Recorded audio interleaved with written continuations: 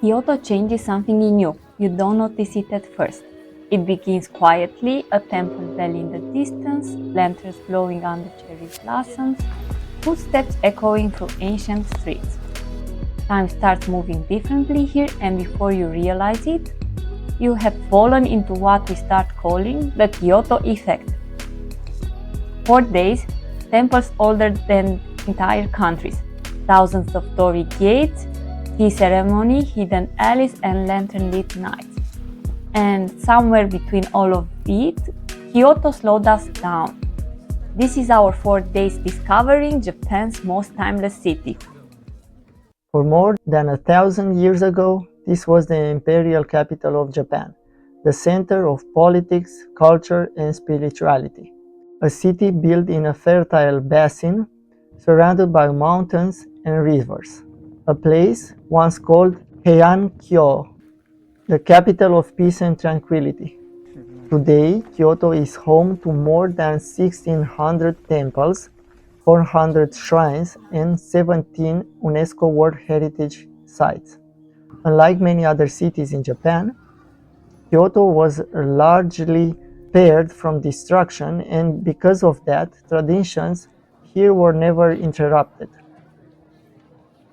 We left Tokyo early in the morning for our first ride on Japan's famous Shinkansen, the bullet train. We were curious about everything: the speed, the experience, and the possibility of seeing Mount Fuji along the way. But after a rainy day in Tokyo, we didn't have high expectations. Slowly, the dense neighborhoods of Tokyo faded away. The skyline softened, the landscape opened. Before long, the city disappeared completely.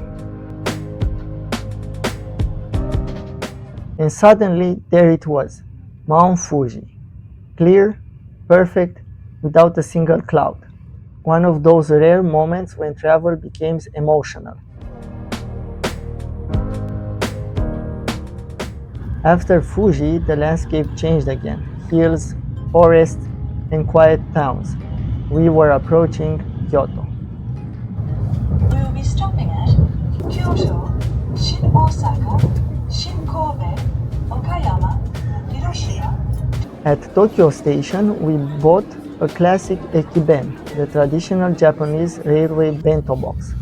These meals have been part of train travel since 1885, often filled with regional specialties, seafood, beef, and seasonal vegetables.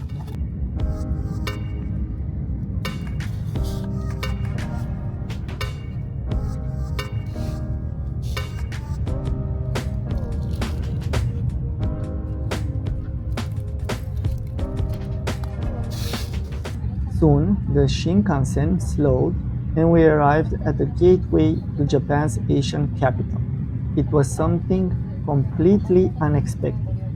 Kyoto Station, a massive 15-story landmark designed by architect Hiroshi Hara, is a striking contrast to the Kyoto many visitors imagine, the quiet capital of traditional Japan.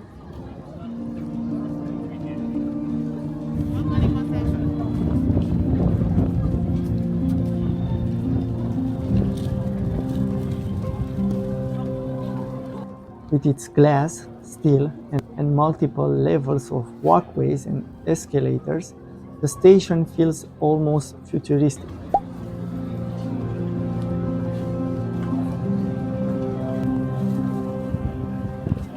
The vast central hall with an exposed steel beam roof, known as the Matrix, reflects both the structure of the building and the grid-like layout of Kyoto's streets.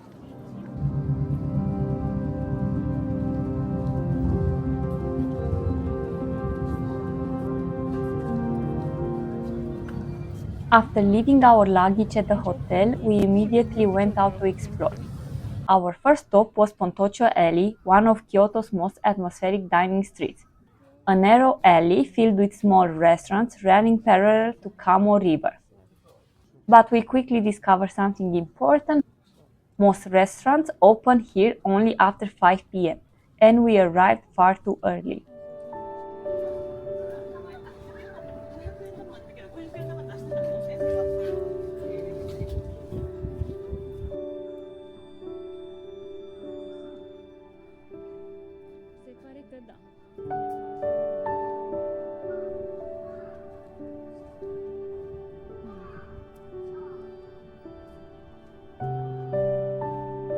So we continued walking through the city under blooming cherry blossoms along the Takase River. In Japan, these trees are called Sakura and they hold a very special meaning. They have been celebrated for more than 1,000 years. In the Heian period, nobles gathered beneath the trees to admire the flowers and write poetry. Sakura are not only admired for how beautiful they are cherished because their beauty is so brief. The blossoms bloom for only a short time before the petals fall, reminding people of the fleeting nature of life. This idea lies at the heart of Japanese culture.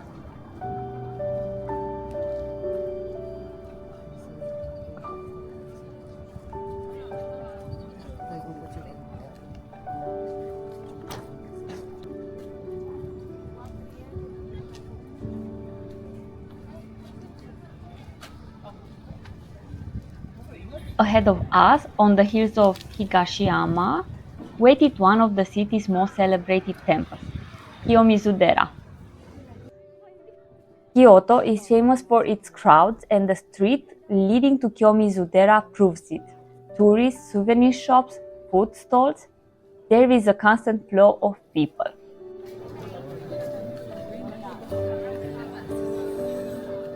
But the temple itself is worth every step.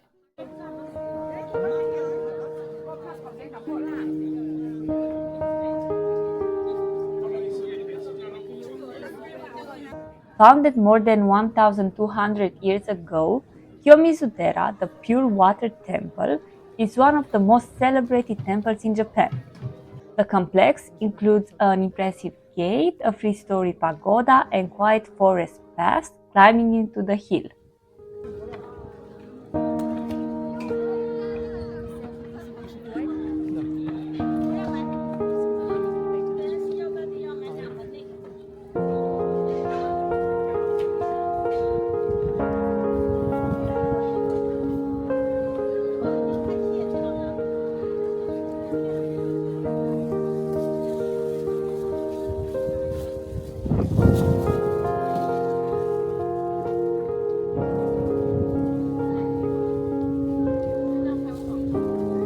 One small detail caught our attention immediately: the Noren curtains.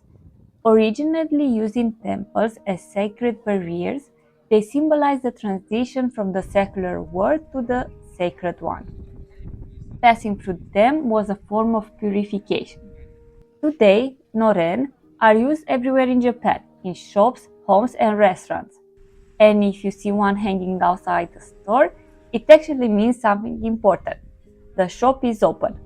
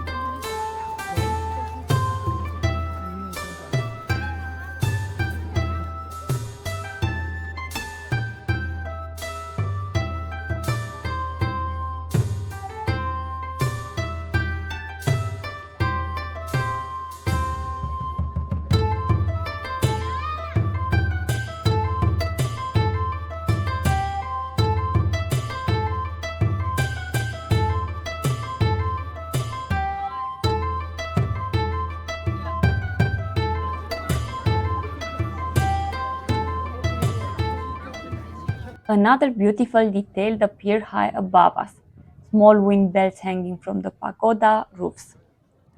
These bells are called futaku, and they were believed to protect the temple from evil spirits while creating a calm, meditative sound.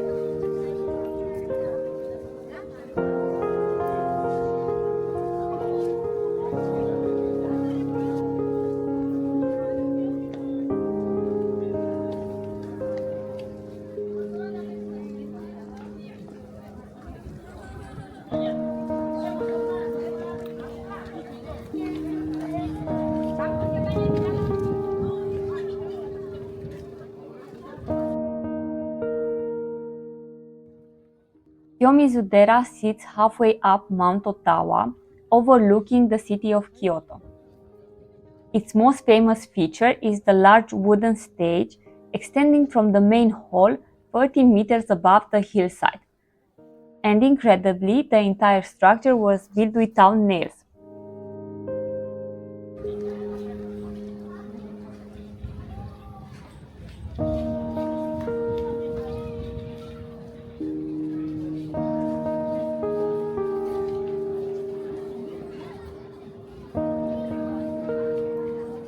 Standing here, looking down at the slope, with hundreds of visitors around us, one thought crossed our minds: will this hold us?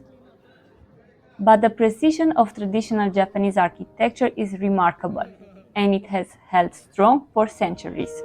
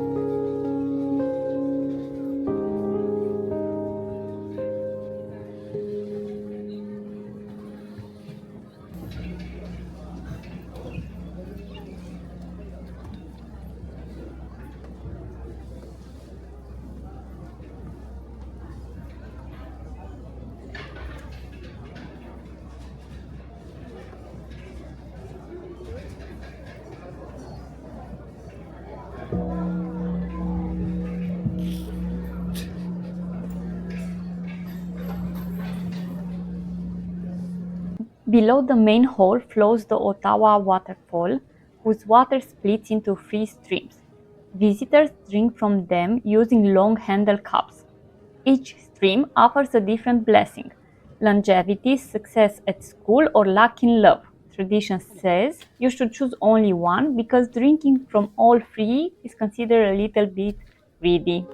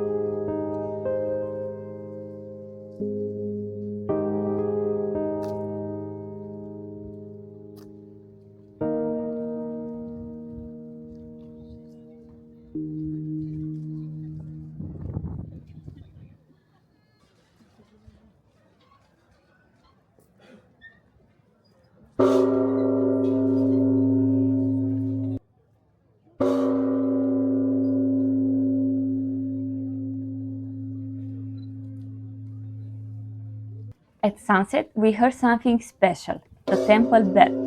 In Buddhist temples, large bells called bonsho are struck to mark important moments of the day. At Kiyomizudera, the evening bell rings 6 times to call monks to prayer, and the act is called kure mutsutsu. The same thing happens in the morning, and it is called ake mutsutsu, a quiet sound echoing across the hills of Kyoto.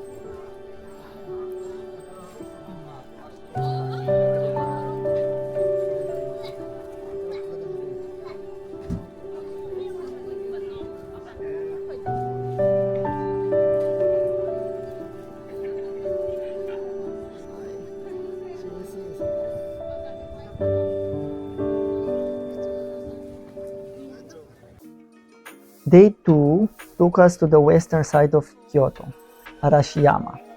But before our train ride later that morning, we visited one of Kyoto's most famous landscapes, the Arashiyama Bamboo Forest.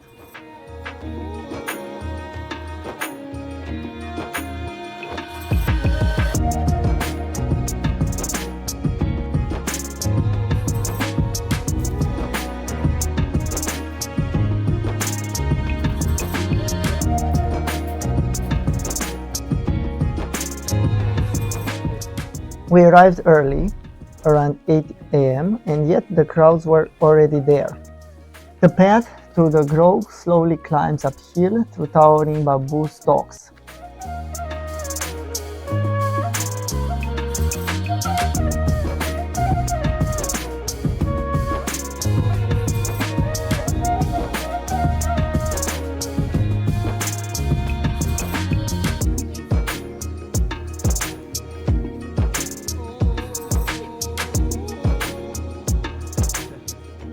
Originally planted near Tenryu-ji Temple, the bamboo was once used for practical purposes like crafting baskets, tools, and fences. Over time, it became something else entirely, a place of calm, a place where nature and human design meet.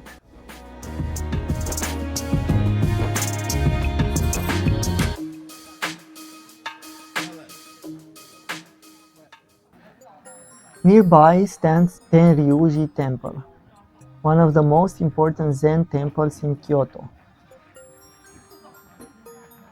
Founded in the 14th century, it is the head temple of the Rinzai school of Zen Buddhism.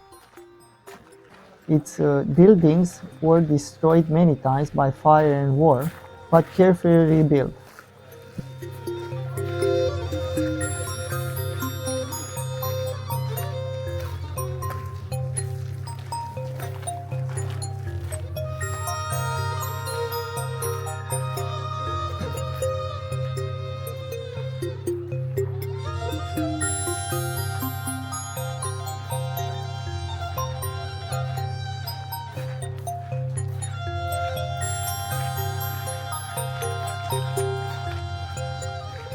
The temple's greatest treasure is its Zen garden, which has remained almost unchanged for centuries.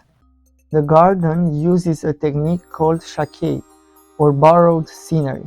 The surrounding mountains became part of the design. Nature itself becomes the background of the garden.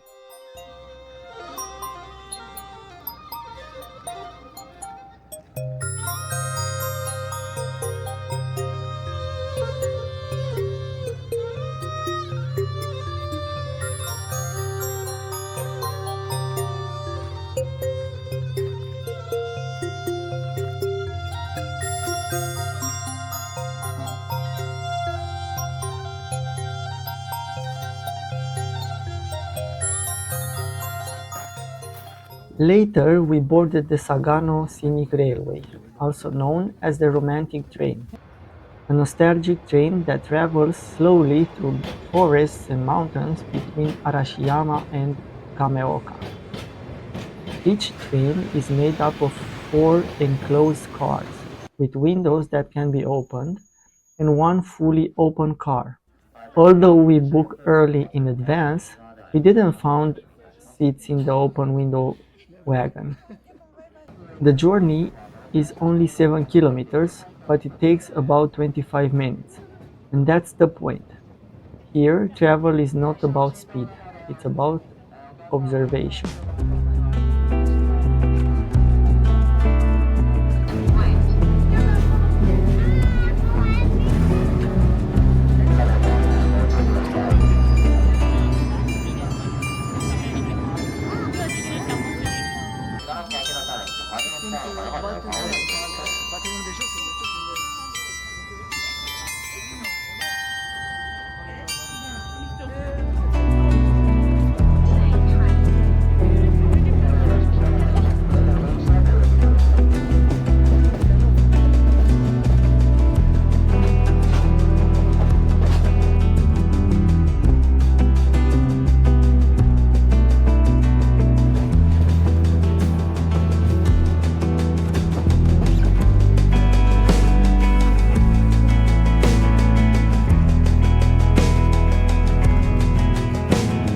In Kameoka, we stopped for a traditional meal.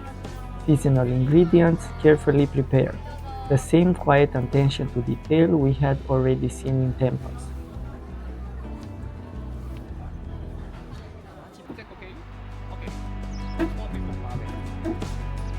For the return journey, we choose something even slower, a riverboat ride down the Hozugawa.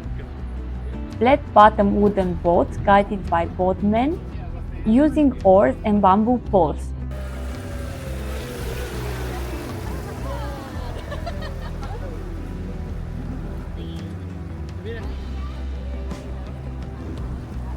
For nearly 2 hours, we drifted through a narrow mountain ravine. This river once transported logs and cargo to help build Kyoto and Osaka's most famous temples and castles. But today, it carries something else, travelers looking for quiet moments in nature.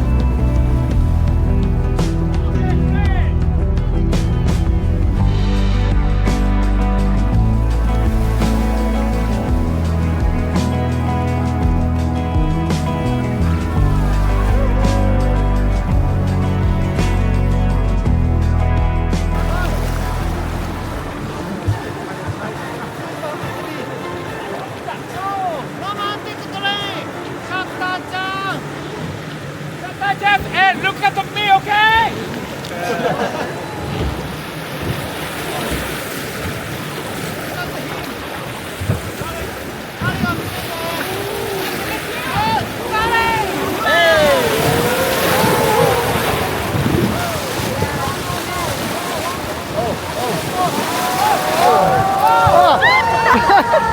Come on!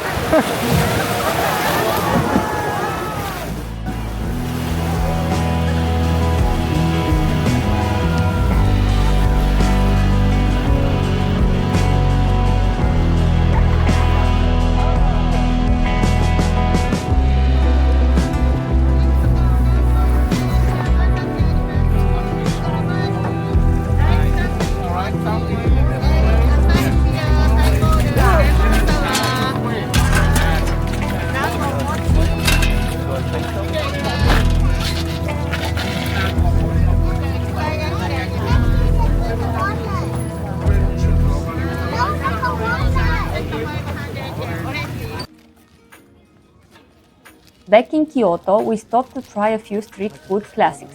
Taiyaki, a fish-shaped pastry filled with chocolate, and takoyaki, grilled dough balls filled with octopus. Although originated from Osaka, we enjoyed this fast-prepared street food. It was a preview of what will wait us in Osaka. That evening, we returned to Kiyomizudera to see the temple illuminated at night. Lanterns glowing softly, cherry blossoms floating in the wind, Kyoto at its most poetic.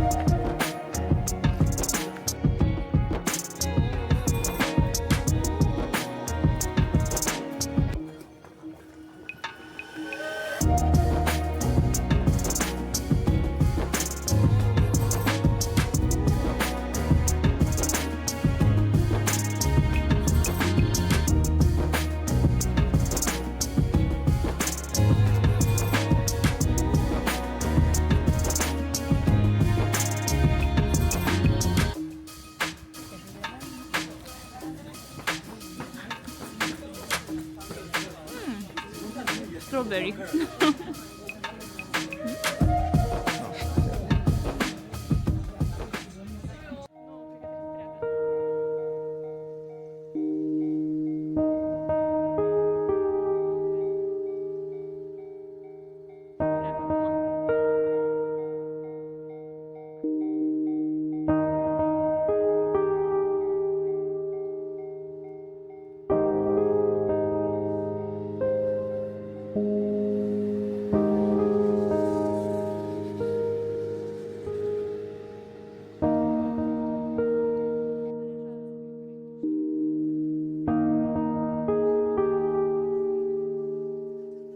We started the day early, arriving at Fushimi Inari Taisha before the crowds, an important Shinto shrine in southern Kyoto.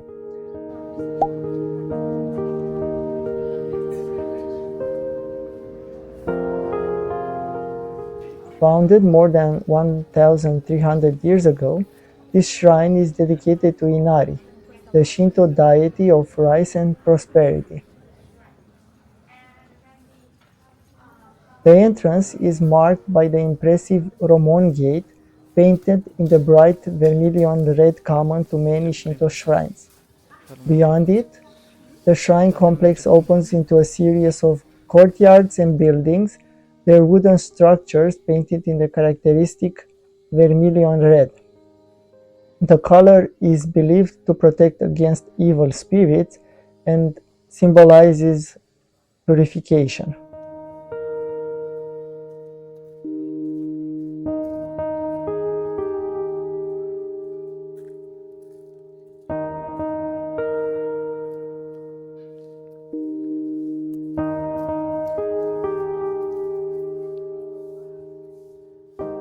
Stone lanterns line the path, while statues of foxes, believed to be Inari's messengers, guard the shrine grounds. You'll often see them holding symbolic objects in their mouths: keys, rice granaries, scrolls, or jewels.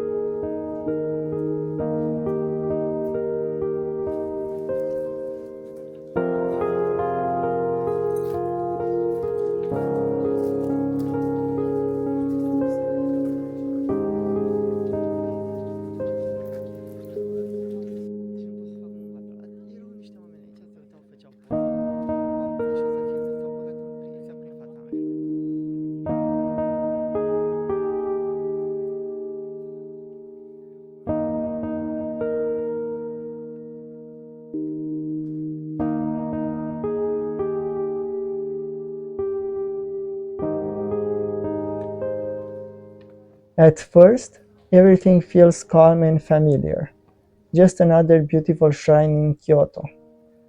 But this shrine hides something extraordinary. Thousands of vermilion torii gates form tunnels that wind through the forest all the way up to Mount Inari. In Shinto belief, a torii gate marks the boundary between the everyday world and sacred space where the kami, the spiritual forces of nature, are believed to reside. Here, each gate is a donation from individuals or companies. Their names and the date of the donation are written on the back of the pillars. Passing through one is like stepping into another realm. With every gate we passed, the outside world slowly disappeared.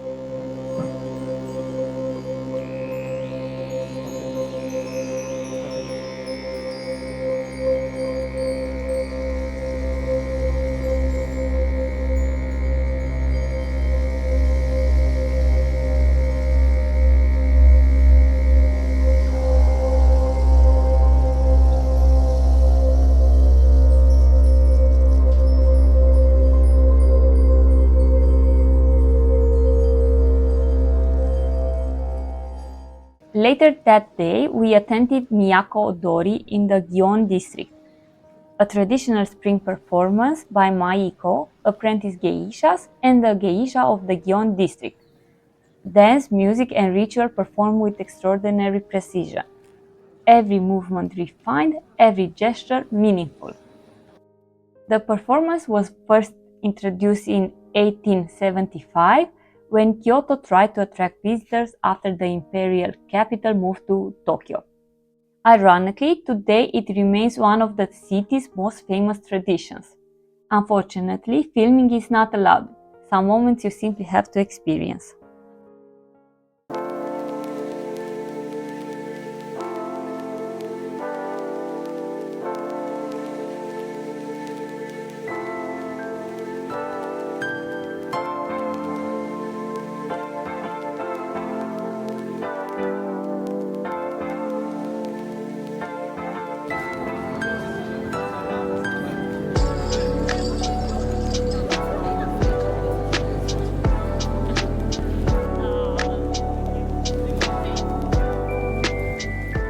Later, we wander through the city and accidentally enter Nishiki Market, a narrow street packed with food stalls and restaurants. Naturally, we stop for ramen.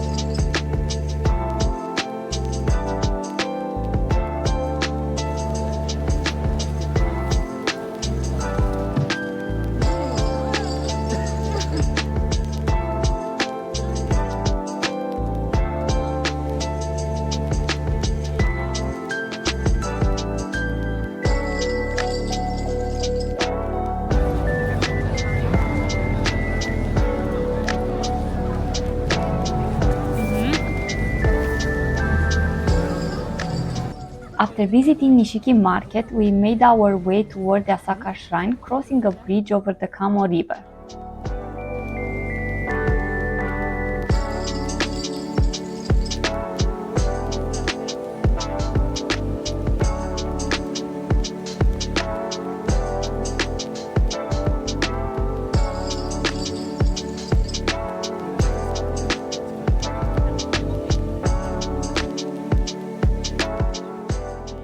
As we approached the shrine, we were met with something unexpected. The area was crowded far more than we had anticipated. And instead of the quiet, almost meditative atmosphere we had experienced before, the entrance was lined with stalls. Food, drinks, clothes, voice calling out, people gathering, a lively energy filling the space. For a moment, it felt less like entering a shrine and more like stepping into a festival.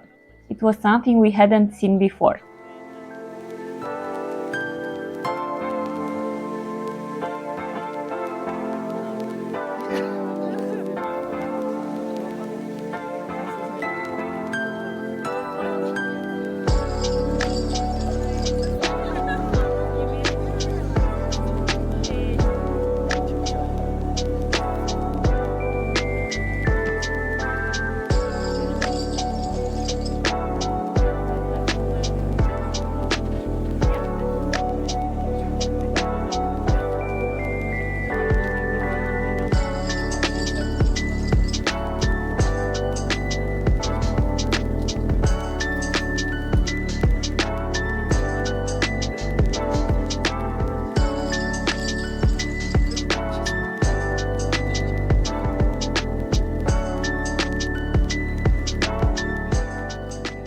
But just a few steps further, the atmosphere shifted once again.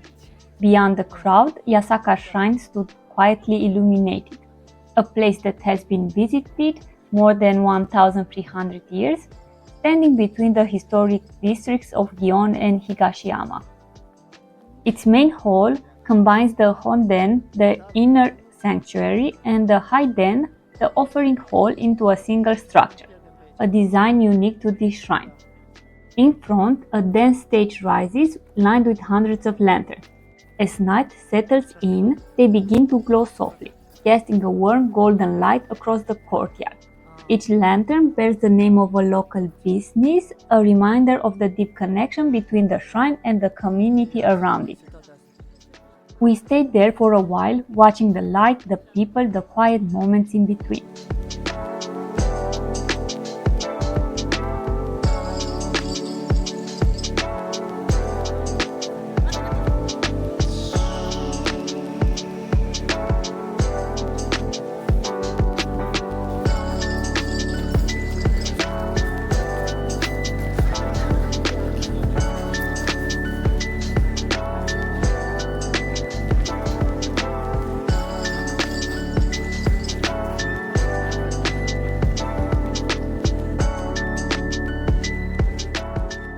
Afterwards, we made our way back to the hotel through the narrow streets of Gion, where wooden facades and soft lantern light give the feeling of another time.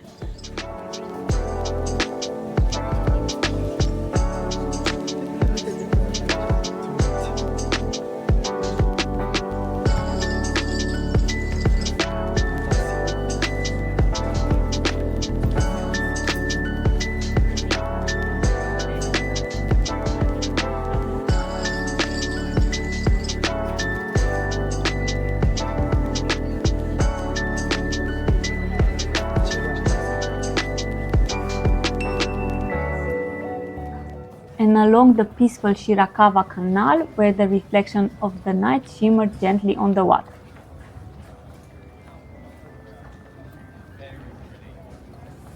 Step by step, the crowds disappeared, the noise faded, and once again, Kyoto revealed its quieter side.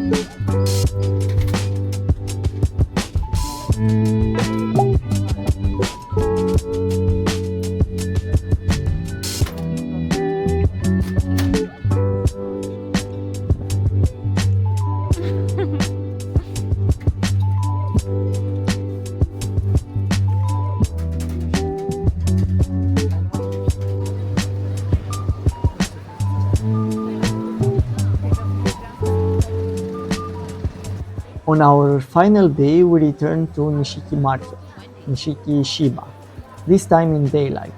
The atmosphere was completely different. Vendors calling out, knives slicing fresh fish, the smell of spices and grilled food. Nishiki is often called Kyoto's kitchen. For centuries, local families have run these shops, some for generations. Every product reflects Kyoto's deep respect for food. We stopped at a small sushi bar.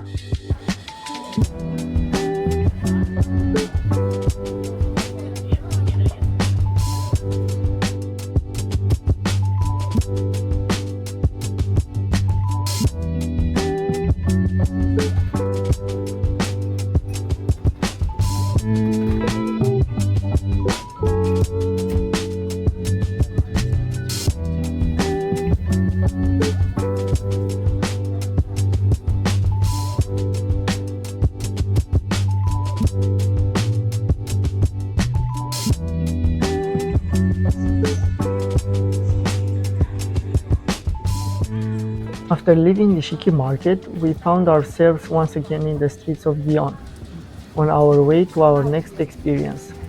The atmosphere felt familiar now. The same narrow streets, wooden facades, and quiet details we had started to notice more and more.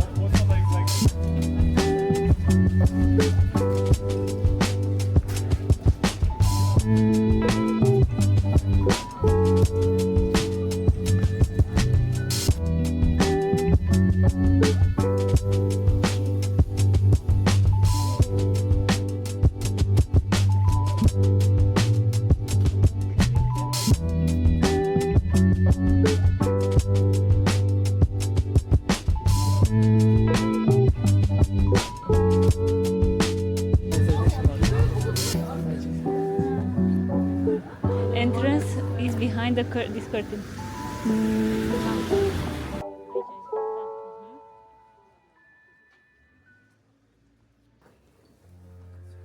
Later, we experienced something truly special, a traditional tea ceremony. And where better to do it than in Kyoto, the birthplace of this ritual. We even dressed in kimono for the occasion.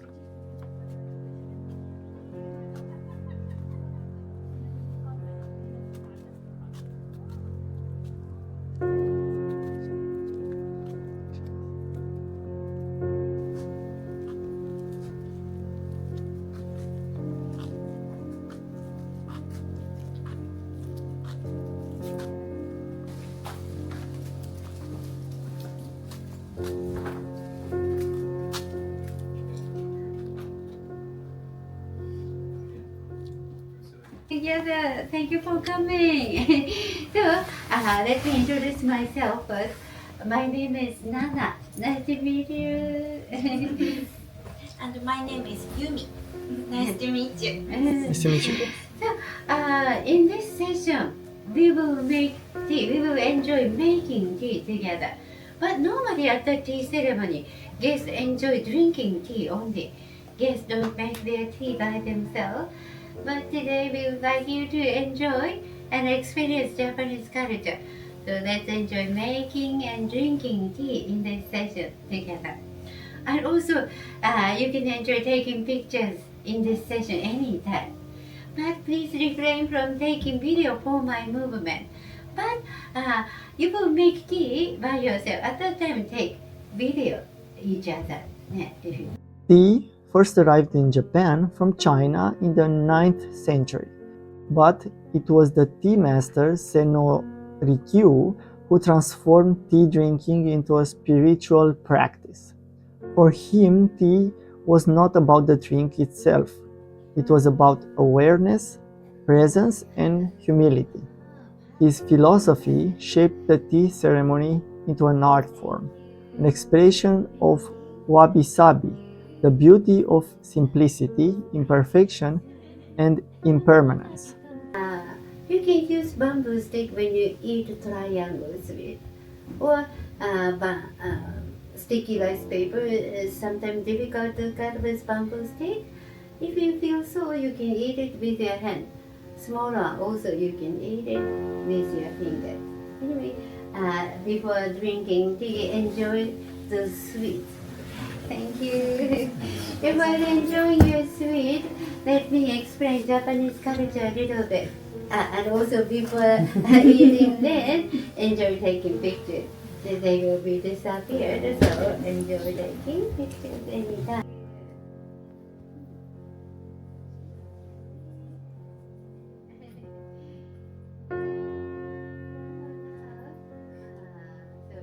This is matcha.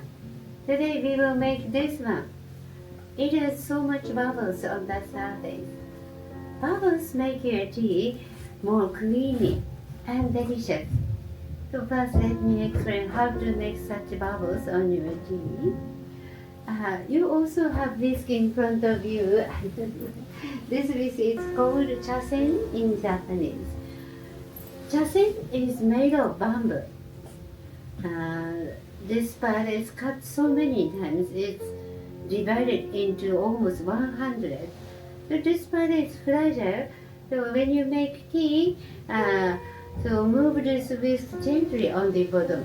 So if you screw up on the bottom, you need to bring pieces of bamboo. So please be careful when you make it. And also, matcha powder is in your bowl already. Later, we will pour hot water into your bowl. Then please start making it. But as I mentioned at the beginning, spread the matcha powder gently on the bottom. After the powder melt in the tea, then leave the for the last sip only. It's very important etiquette at the tea ceremony.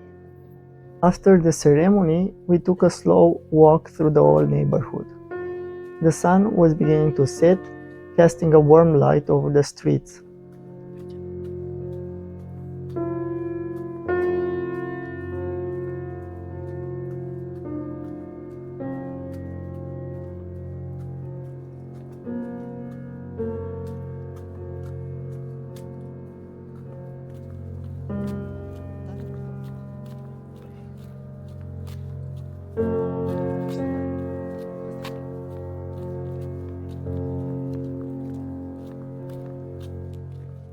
We stopped often to take pictures, to look closer, trying to imagine how life once was here, centuries ago.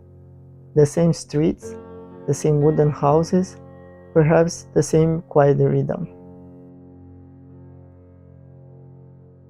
At the end of the day, we returned once more to Yasaka Pagoda.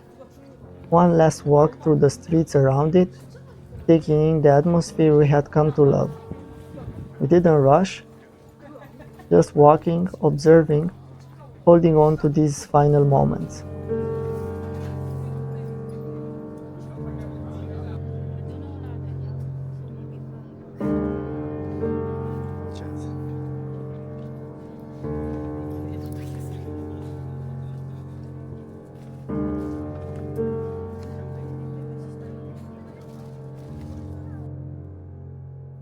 Eventually, we took a taxi back to the hotel.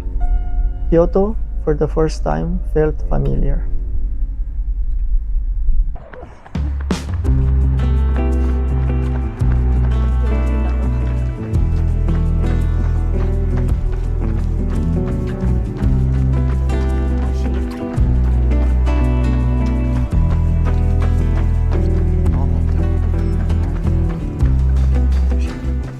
Before leaving for Osaka, we made one final stop, Yasaka Pagoda and the historic streets of Sannen-zaka. Even early in the morning, people were already there, drawn to the same quiet beauty.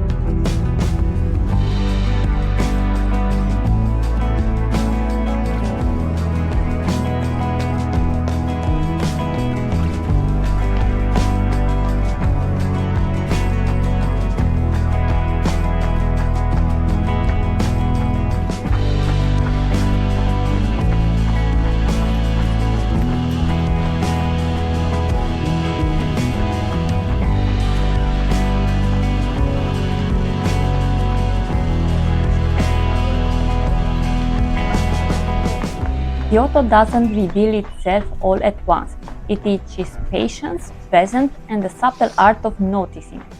By the end of our stay, we finally understood the Kyoto Effect. Here, time slows down, moments expand, and the past feels alive, even long after you leave.